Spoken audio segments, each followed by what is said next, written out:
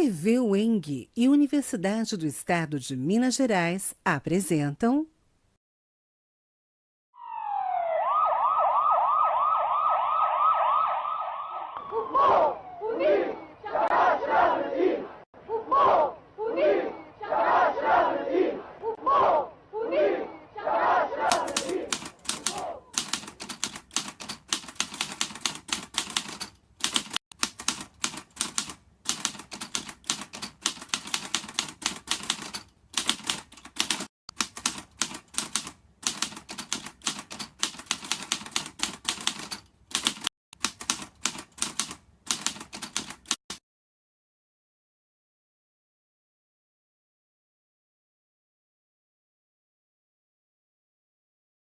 O nascimento da UNE. Fundada em 1937, a União Nacional dos Estudantes, representando todos os estudantes brasileiros, sempre foi formada por diversos grupos com tendências ideológicas diferentes e cada um destes grupos tem uma visão ímpar sobre a entidade. Acho que o papel da juventude nesses dois períodos, na ditadura militar e na democracia, é de fato de ingressar nos movimentos sociais, a juventude que ingressa nas universidades, esse papel de construção, né, de garantia de direitos, de construção de um Estado efetivamente democrático, que não seja um Estado que seja democrático só na Constituição, que seja democrático só formalmente. Na época da ditadura, de fato, os movimentos sofriam aí uma repressão muito maior, era bem mais complexa a luta, mas a juventude estava em todos os movimentos, tanto o movimento estudantil que dialogava com os movimentos sindicais, com os movimentos sem terra, com os movimentos sociais em si, e isso veio decorrência, esse apoio do movimento estudantil, da juventude, até hoje ele existe nos movimentos sociais sindicais, nos movimentos sociais sem terra, existe muita juventude nesses movimentos. Existem pessoas, existem jovens nesses movimentos desse período democrático, jovens que nasceram dentro desses movimentos e jovens que não pertencem a esses movimentos como indivíduos, mas que atuam politicamente com esses movimentos.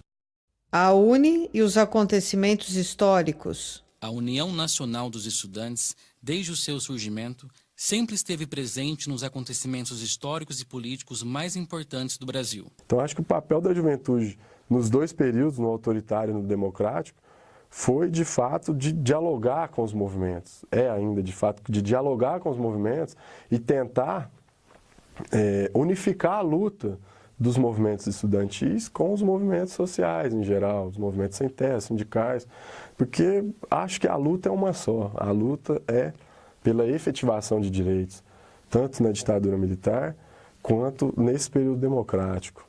Como eu disse, embora a gente tenha uma Constituição formal que garanta bastante direitos, nós estamos longe ainda de ter um Estado, de ter uma sociedade que tenha aqueles direitos efetivados na Constituição. Os primeiros anos da UNE acompanharam o maior conflito da história moderna, a Segunda Guerra Mundial. Os estudantes foram fundamentais neste período, se opondo ao nazismo e ao fascismo e criticando o governo Vargas. A UNE contra o conservadorismo. A UNE é uma voz atuante no combate ao conservadorismo político e na luta por uma sociedade mais fraterna e solidária. A função do jovem, pelo menos na minha visão, quando você ingressa numa universidade, você tem aí, nessa fase da sua vida, um momento de luta, um momento de busca de direitos, busca de garantia de direitos. Então, acho que esse é o papel da juventude. Agora, se a juventude começa a partir para um lado que ela busca violação de direitos, redução de direitos, alguma coisa está errada. A ditadura militar, anos de chumbo. Entre 1964 até 1985, o Brasil é governado pelos militares, período conhecido como os Anos de Chumbo devido à repressão aos que eram contra o regime ditatorial. Uma época cinza e marcada por muito medo e pela suspensão de direitos constitucionais, pela censura e pela perseguição política. A dura repressão se sustentaria por longo tempo, devido ao crescimento econômico que criou uma apatia social, Enquanto os guerrilheiros eram duramente massacrados, a população trabalhadora estava alienada. A UNE foi protagonista de grandes passeatas, mobilizou greves, organizou congressos clandestinos, foram reprimidos truculentamente, sofreram tortura de todos os modos. Milhares de estudantes foram presos, feridos e mortos. Eu acho que primeiro a gente tem que pensar em movimento estudantil, não só na importância no momento da redemocratização, mas no histórico que a UNE tem no Brasil, né? Quer dizer, o movimento estudantil no Brasil foi importante antes do golpe civil-militar de 64 e continua sendo importante durante o golpe e foi muito importante nos momentos finais, principalmente no momento de dietas já e no que aconteceu naquele momento do Brasil. Então, se a gente parar para pensar, os movimentos estudantis que foram representados em grande medida pela UNE são importantes em um contexto maior do que somente a redemocratização, mas eles foram importantes para trabalhar tanto a parte política quanto a parte cultural, não só dos estudantes, mas como da sociedade, durante momentos que foram complicados para a história do Brasil. Torturas e amordaças. Por não ter presidentes eleitos pelo voto popular, o Brasil mergulhava assim nas trevas.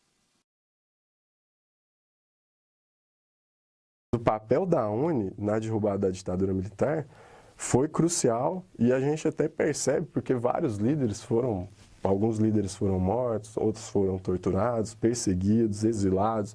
Então, de fato, o movimento estudantil representava naquela época uma ameaça, digamos assim, ao Estado autoritário que os militares impuseram naquele momento. A Lei Suplicy Lacerda. Os estudantes que sempre foram uma voz atuante pela liberdade e pela igualdade de direitos é calada com o controle dos militares. O governo militar cria a Lei número 4.464, Lei Suplicy Lacerda, para determinar quais os movimentos estudantis podem ter e quais não. Os permitidos são aqueles totalmente controlados pelos militares. A lei interfere diretamente na autonomia das entidades, a submetendo as autoridades acadêmicas nomeadas pelos militares. É colocado assim um cabresco no movimento estudantil. Os militares, com esta lei, subordinaram os movimentos estudantis aos órgãos governamentais e proibiram ações e manifestações livres políticas e propaganda partidária que não fosse oficial. Com toda esta pressão, a lei pretendia extinguir o movimento estudantil brasileiro. A Lei Suplicy Lacerda destrói a autonomia e representatividade do movimento estudantil, transformando o movimento em grupos subordinados ao Ministério da Educação. O projeto de lei Suplicy Lacerda, ele simplesmente reflete o que está dentro das instituições de ensino superior hoje em dia, né? Que é esse descrédito que se impõe sistematizadamente às instituições estudantis. Então, eu acredito, no meu ponto de vista, não se deve trabalhar para cercear as instituições dos estudantes, a partir do momento em que elas representam uma pluralidade que é inerente ao próprio corpo estudantil, né? Não há como a gente tratar de movimento estudantil a partir de uma ou duas instituições. Isso tem que ser uma questão mais aberta, mais plural, né? Não cerceada a números específicos, mas deixar isso em aberto, porque todos os estudantes têm que ter espaço para se portar diante da comunidade acadêmica. 1964. No dia 1º de abril, as primeiras manifestações de resistência ao golpe de 1964, tentando manter a legalidade do governo Jango, foram feitos discursos por políticos e por organizações como a União Nacional dos Estudantes, através da Rádio Nacional. Estes discursos convocavam a população para se manifestarem a favor do governo e convocavam uma greve geral.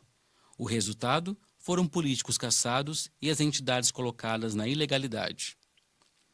No teatro, o show musical de protesto à opinião, dirigido por Augusto Boal, com apoio do Centro Popular de Cultura e da UNE, excursionou pelo país após sua estreia no Teatro Arena em dezembro de 1964, fazendo grande sucesso entre a classe média. Tudo piora no Brasil, com a censura a pleno vapor, com o fechamento de entidades democráticas, invasões a sindicatos e a perseguição ferrenha aos líderes estudantis.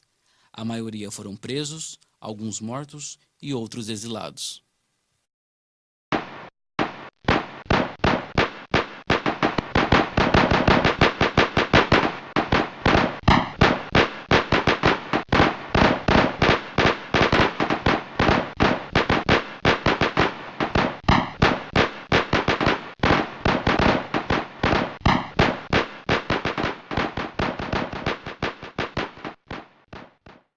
tratar da ditadura no Brasil, especialmente considerando que foi um período de ditadura civil-militar, né, se trata de um período de uma repressão muito grande, principalmente em relação aos movimentos sociais.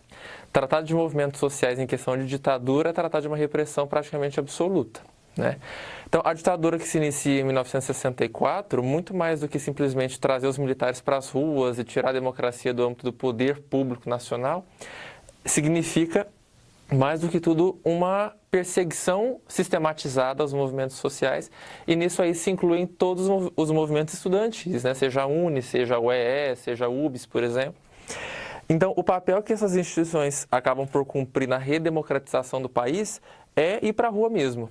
O enfrentamento que essas instituições pleitearam na rua para conseguir a redemocratização tantos anos depois, apesar da repressão que se impunha a eles naquele período. O que deu coesão em 64 aos movimentos sociais, em particular ao movimento estudantil, foram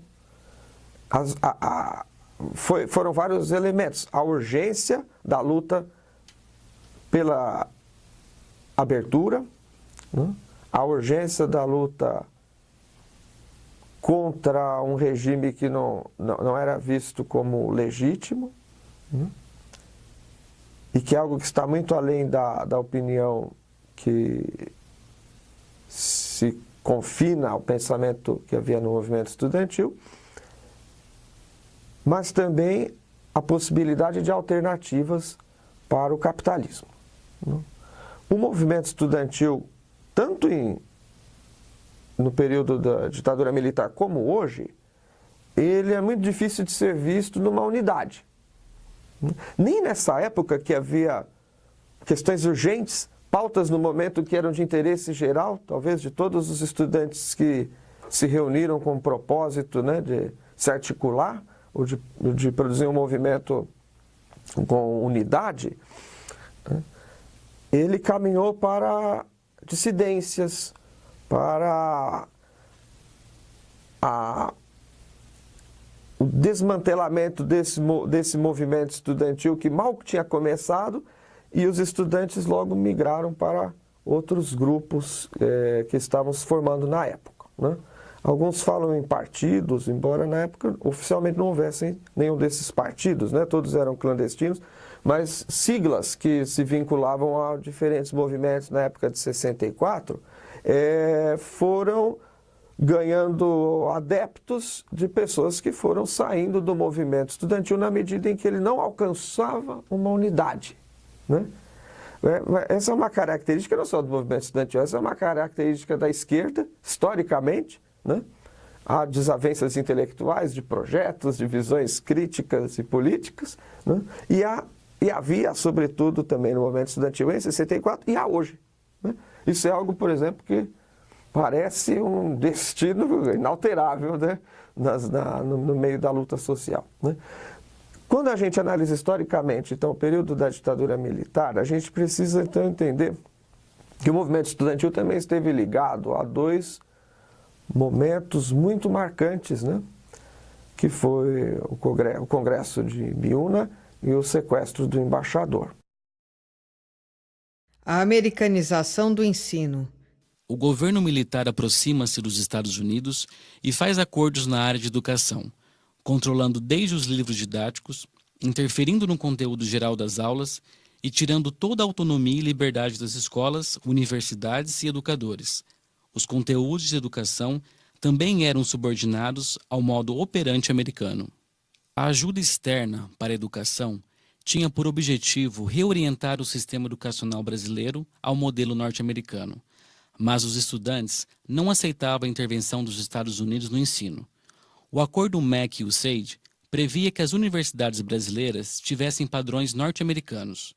Este acordo desagradou a maioria dos estudantes e, em 1966, eles vão às ruas para protestar, organizando passeatas para derrubar a Lei Suplicy e a reforma universitária. Resistir para continuar a existir.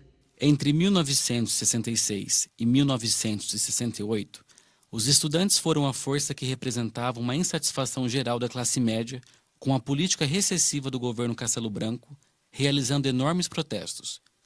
Uma das maiores foi a dos 100 mil, em junho de 1968, no mesmo ano que operários tinham sofrido inúmeras intervenções em seus sindicatos. No período da ditadura militar, o governo tentou de todas as formas acabar com o movimento estudantil. O governo militar cria, em 13 de dezembro de 1968, o Ato Institucional AI-5, ato que marca o auge do autoritarismo e da repressão. Mãe, você me pergunta se eu acredito em Deus e eu te pergunto, que Deus? Tem sido minha missão te mostrar Deus dentro do homem, pois somente no homem ele pode existir. Não há homem pobre ou insignificante que pareça ser, que não tem uma missão. Todo homem por si só influencia a natureza do futuro. Através de nossas vidas, nós criamos ações que resultam na multiplicação de reações.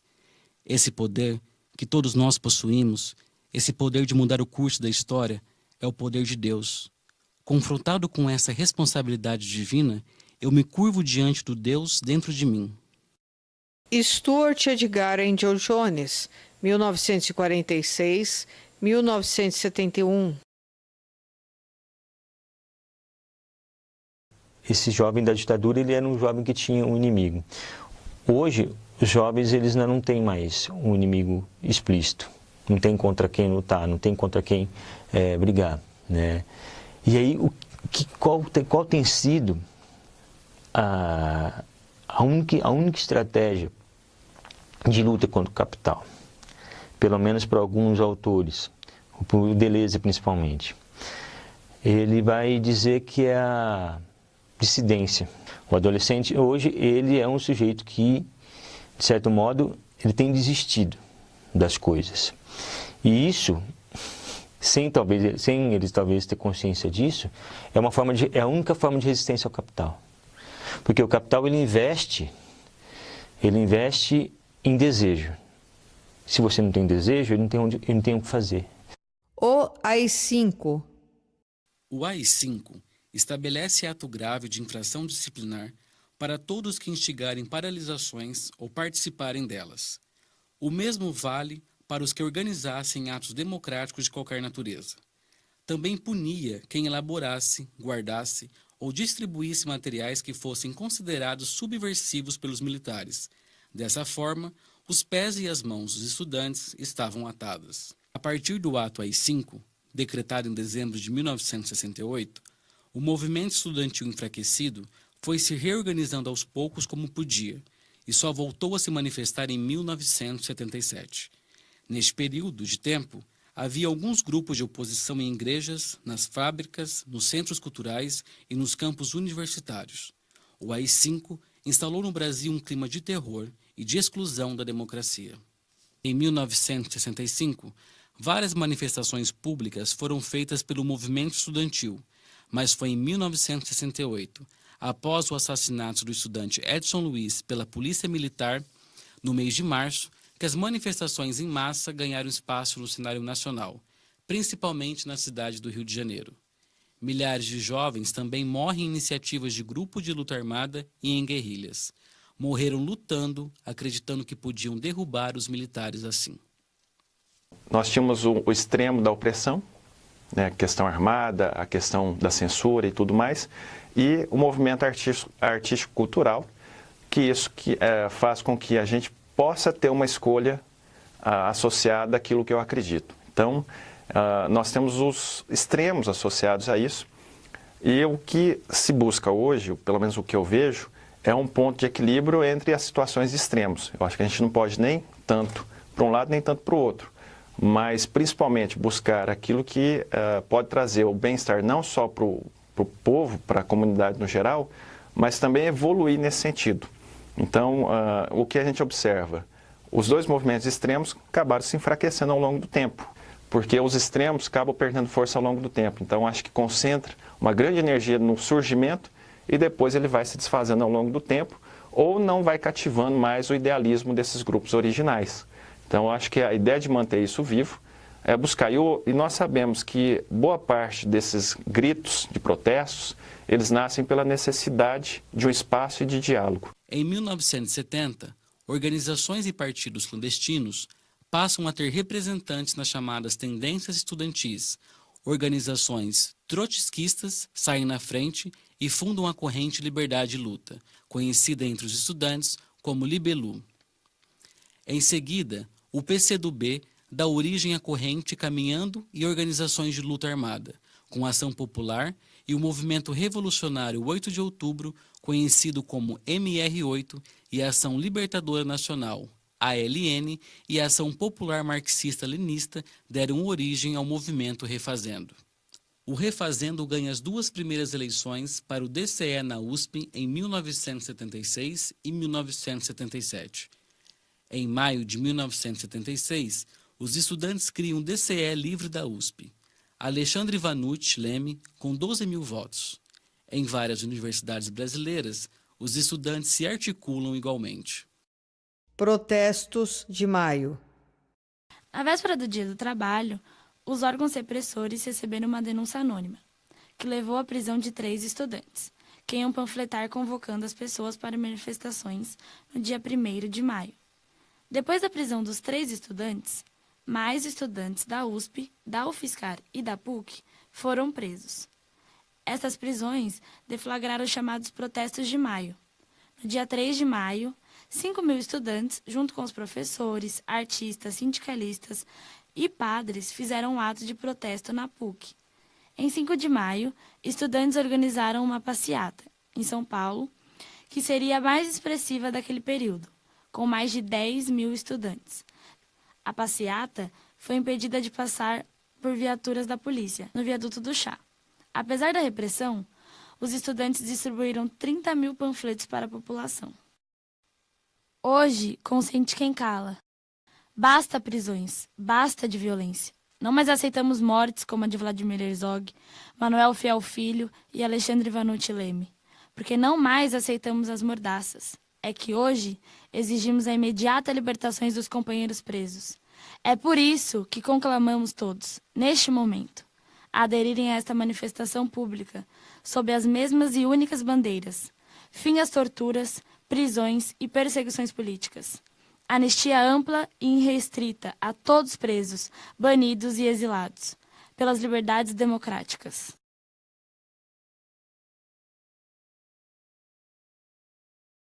Em solidariedade aos estudantes presos em São Paulo, aconteceram protestos em várias cidades grandes, como Rio de Janeiro, Belo Horizonte e Porto Alegre. Em 1977, o terceiro Encontro Nacional Estudantil foi marcado para acontecer na Universidade Federal de Minas Gerais, UFMG. A universidade foi invadida pela PM e pelo DOPS, e 800 estudantes foram detidos. As invasões do Coronel Erasmo Dias. Os organizadores do terceiro Encontro Nacional dos Estudantes resolveram transferir o evento para São Paulo, em setembro de 1977. O coronel Erasmo Dias, então secretário de Segurança, mandou cercar o campus da USP. Sabendo da ordem do coronel, as lideranças do movimento estudantil driblaram ele, conseguindo o enganar, se reunindo clandestinamente numa sala do prédio novo da PUC, enquanto 1.500 outros estudantes despistavam a polícia, reunindo-se em outro salão da USP. Vitoriosos e felizes, os estudantes anunciaram uma comemoração naquela noite no Teatro Tuca. O coronel Erasmo Dias, enfurecido em ser enganado, comandou uma invasão no Teatro da PUC, detendo 3.000 pessoas, entre estudantes, professores e funcionários. 1979. Em Salvador, em maio de 1979, ocorreu o Congresso da UNE. Foram ônibus vindos de vários lugares do Brasil, com faixas escritas "Viva a UNE" e "A UNE somos nós. Nossa força, nossa voz. Abaixo a ditadura". Foi um congresso marcado como o Congresso de Reconstrução da UNE. 1980-1985. A sociedade brasileira vivenciou 2 grandes ciclos de protestos públicos contra o regime militar e amplia o sentimento de resistência, com grandes manifestações de rua envolvendo muitos grupos sociais, mas sempre começava com a iniciativa do movimento estudantil. Em meados de 1984, a democracia brasileira renascia articulada por uma solução negociada entre as elites políticas e o Partido do Movimento Democrático Brasileiro, PMDB, e o Partido de Frente Liberal, PFL, que acertam a aliança de chapa de Tancredo Neves para presidente com José Sarney de vice. Em maio de 1985, Congresso Nacional que restabelecia as eleições diretas. Definitivamente era o fim da ditadura militar. A utopia é querer apanhar uma estrela do céu, distante de nós, mas tão próxima do nosso olhar. A utopia nunca envelhece, porque ela é aquilo que nos faz crescer. A utopia não é chegar onde se pensou chegar, mas é amanhecer todos os dias, tentando se aproximar. A nossa jovem democracia é filha de todas as utopias. O jovem deve sempre querer mudar o mundo, porque o dia que ele não mais desejar isto, é sinal que ele silenciou sua natureza. Parou de crer na capacidade de mover o que o salvou de morrer todos os dias. A utopia é aquilo que nos tira o medo, que nos traz de volta a nossa essência, que desabrocha a flor antes da primavera chegar e nos faz gente, no sentido plural e completo da palavra. A utopia é a verdade da alma, é estar longe, mas estar perto, de cada sonho aberto, de cada sonho incompleto, que nunca tem fim.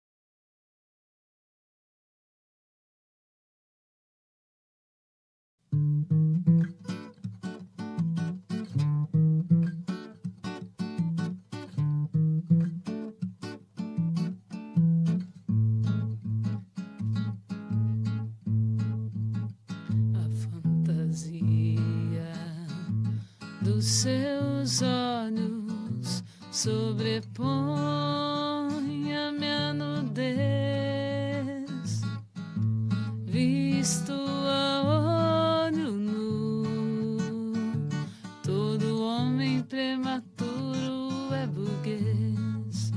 Não tenho mais a memória que o homem gostaria de ter do lado de fora da história.